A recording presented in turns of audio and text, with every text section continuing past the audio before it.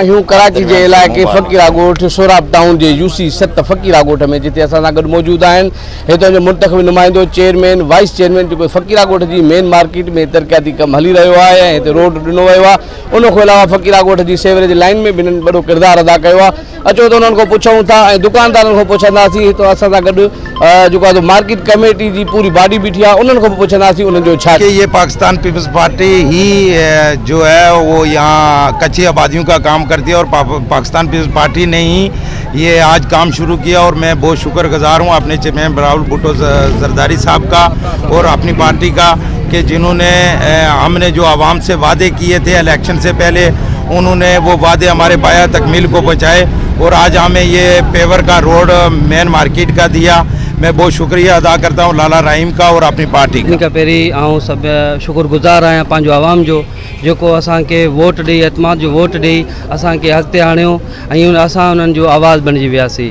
ऐं जेको हिते जेतिरा बि दुकानदार आहिनि इहे सभु असांखे डेली असां सां कॉन्टेक्ट में हुयासीं।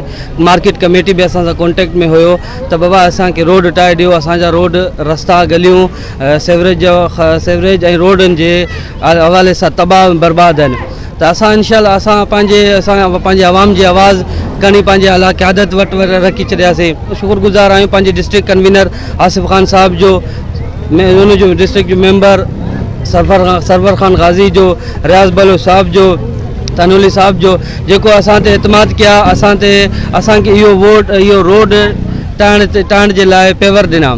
असां इंशाअल्लाह ताला अॻिते हली जेको सी ब्लॉक आहे सी ब्लॉक जो भी कम कंदासीं। आर पट्टी भी अधूरो आहे, अधूरो कम त रोड जो न आहे। इंशाअल्लाह उहो रोड भी कंदासीं।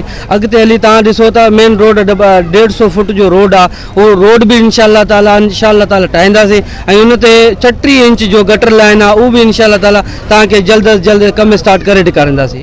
ॾाढी ख़ुशी जी ॻाल्हि आहे जो अॼु फ़कीरा ॻोठ जो मेन बाज़ार जो रोड ठहे पियो ऐं इहे ई उमेदूं हुयूं जेके चौधरी फारूक ज़मान साहब इलेक्शन में अचण खां पहिरियां जेके वाइदा कया हुया अॼु उहे असांखे साफ़ नज़र अचनि पिया।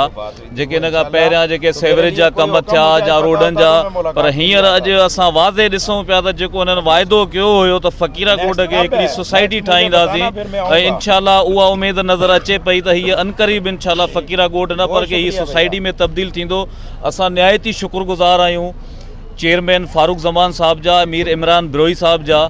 पाकिस्तान पीपल्स पार्टी जे वर्करनि हिकिड़ो वाइदो कयो हो, कारकुननि उम्मीदवारनि ऐं जियालनि वाइदो कयो हुयो, उहो इंशाअल्लाह ताला चौधरी फारूक ज़मान जे शक्ल में हुजे, मीर इमरान बिरोही जे शक्ल में हुजे, लाला रहीम जे शक्ल में हुजे, उहो वाइदो पंहिंजो हिन टाइम पूरो कनि था ऐं कंदा रहंदा। पाकिस्तान पीपल्स पार्टी जो जियालो हर गली में तव्हांखे नज़र ईंदो। तव्हां हितां जे चेयरमैन वाइस चेयरमैन ऐं जेके कारकुन जियाला आहिनि ऐं उन खां अलावा जेके यूनियन मार्केट कमेटी जा उहिदेदार हुया उन्हनि जूं ॻाल्हियूं ॿुधियूं।